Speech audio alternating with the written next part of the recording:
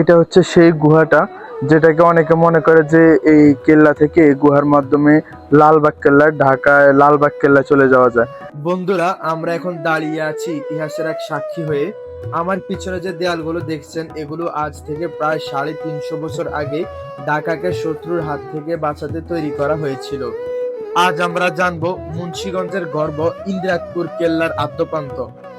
1660 সাল মুঘল সুবেদার মীর জুমলা এই দুর্গটি নির্মাণ করেন। কেন জানেন? কারণ সে সময় বাংলার রাজধানী ছিল ঢাকা, আর এই জলপথ দিয়ে মগ এবং পর্তুগিজ জলদস্যুরা প্রায় আক্রমণ করত। ঢাকাকে রক্ষা করার জন্য এই দুর্গটি ছিল মুঘলদের প্রধান ওয়াচ টাওয়ার। লালবাগ কেল্লার চেয়ে আকারে ছোট হলেও কৌশলগত দিক থেকে এর গুরুত্ব ছিল অপরিসীম।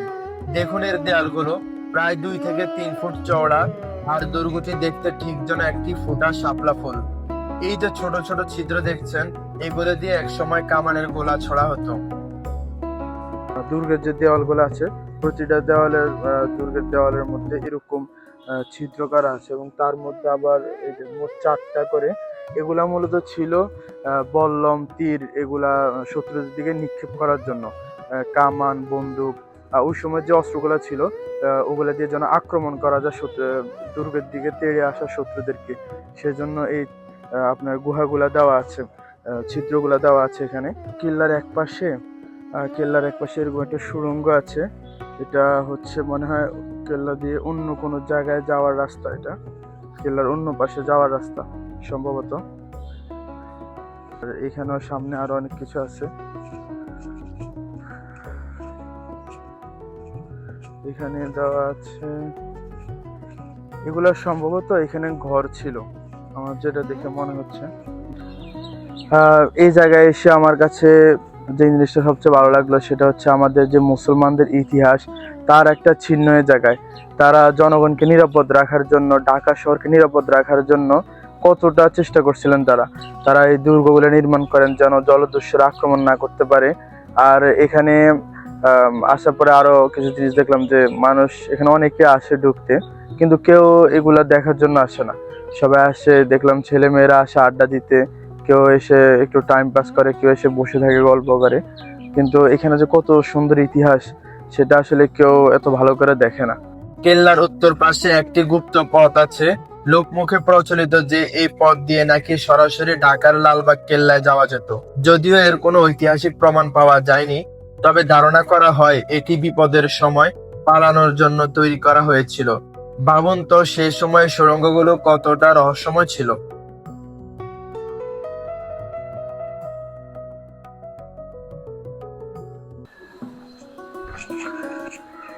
এটা হচ্ছে সেই গুহাটা, যেটাকে অনেকে মনে করে যে এই কেল্লা থেকে এই গুহার মাধ্যমে লালবাগ কেল্লা, ঢাকায় লালবাগ কেল্লা চলে যাওয়া যায়। আর বিষয়টা আসলে আমার কাছে এতটা বিশ্বাসযোগ্য মনে হয় না, কারণ এত দূরে কিভাবে মাটির নিচে দিয়ে যাবে। আর কিন্তু তারপরে আসলে বলা যায় না, আগের মানুষের চিন্তা ভাবনা এবং তাদের যে কাজগুলো ছিল সেগুলো খুবই বিস্ময়কর। তাও সম্ভব হতেও পারে, কিন্তু গুহাটা দেখে খুবই রহস্যজনক মনে হয়। এটা হচ্ছে একদম কেল্লার যে প্রধান গেটটা এবং সিঁড়িটা, তার পাশে এই গুহাটা। এই কেল্লার মধ্যে সবচেয়ে বেশি যেটা আমার কাছে ভালো লাগে, সেটা হচ্ছে এটার শান্ত স্নিগ্ধ পরিবেশ এবং নিরিবিলি পরিবেশ। এখানে এসে আপনি যদি চুপ করে বসেও থাকেন, আপনার কাছে ভালো লাগবে।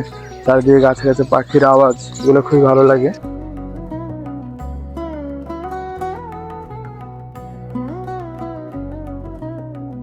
আর এটা হচ্ছে কেল্লার জাদুঘর। এখানের মধ্যে রাখা আছে ওই সময় ব্যবহৃত যে জিনিসগুলো আছে, এবং এখানে যে কলসগুলো পাওয়া যায়, যেগুলা দেখে প্রথমে মানুষ মনে করে যে স্বর্ণ মুদ্রার কলস, কিন্তু আসলে ওগুলো ছিল এখানে জায়গাগুলোকে ঠান্ডা রাখার জন্য, মেঝেগুলোকে ঠান্ডা রাখার জন্য কলস। সেই কলসগুলো আপনারা এখানে আসলে দেখতে পারবেন।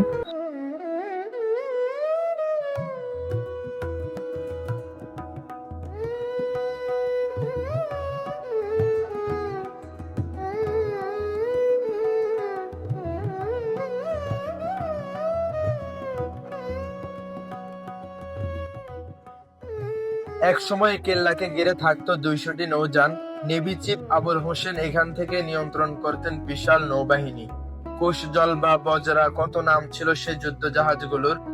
ধলেশ্বরী আর ইছামতির এই মিলনস্থল থেকে তখন মোগলরা পুরো বিক্রমপুর শাসন করত। সময়ের বিবর্তনে নদীর গতিপথ বদলেছে, রাজত্ব গেছে, কিন্তু ইন্দ্রাকপুর কেল্লা আজও অক্ষত দাঁড়িয়ে।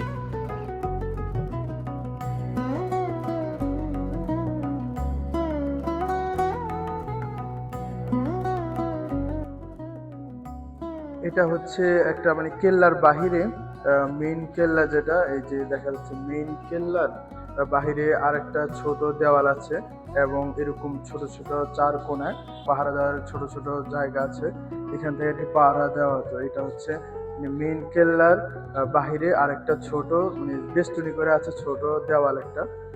এগুলা এখন মাটি পড়ার কারণে ছোট মনে হয়, তখন আরো অনেক বড় ছিল।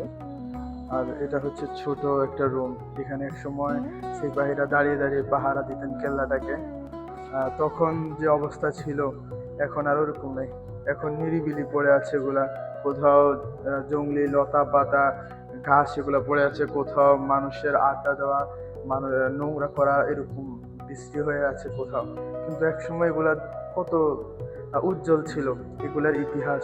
এক সময় এই জায়গাগুলো কতটা সিপাহীরা সবসময় পাহারা দিত, সৈনিকরা সবসময় পাহারা দিত যেন এগুলার আশেপাশে কেউ না আসতে পারে। আর এখন এগুলা মানে যার যেমনি মন সেভাবে ব্যবহার করতেছে, কেউ নাই বাধা দেওয়ার, এই অবস্থা।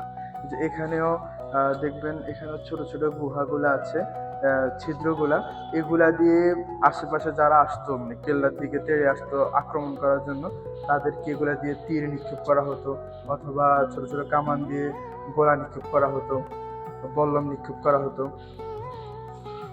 আমাদের সেই মুসলিম এগুলোর মধ্যে আসলে আমার অনেক ভালো লাগে।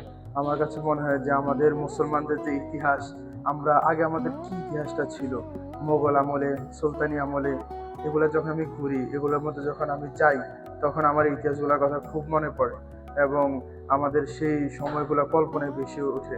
আমাদের মুসলিম সিপাহীরা এগুলা পাহারা দিত, এগুলোর মধ্যে তারা তখন হাঁটাহাঁটি করতো, এগুলোর মধ্যে মুসলমানদের যে আইন ছিল এগুলো চলতো তখন।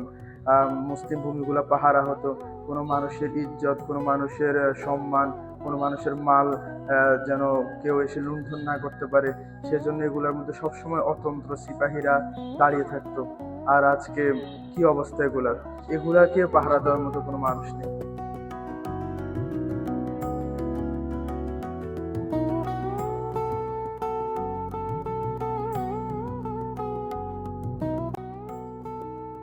1845 থেকে 1984 সাল পর্যন্ত এখানে মহকুমা প্রশাসকের বাসভবন ছিল, আর এখন এটি প্রত্নতত্ত্ব বিভাগের অধীনে একটি পর্যটন কেন্দ্র। বাংলার বীরত্বের এই ইতিহাস দেখতে আপনারা যে কোনোদিন চলে আসতে পারেন মুন্সিগঞ্জের প্রাণকেন্দ্রে। কেমন লাগলো আজকের এই ঐতিহাসিক সফর কমেন্টে জানান, আর এমন আরো ভিডিও দেখতে সাবস্ক্রাইব বা ফলো করতে ভুলবেন না। দেখা হবে পরের ভিডিওতে।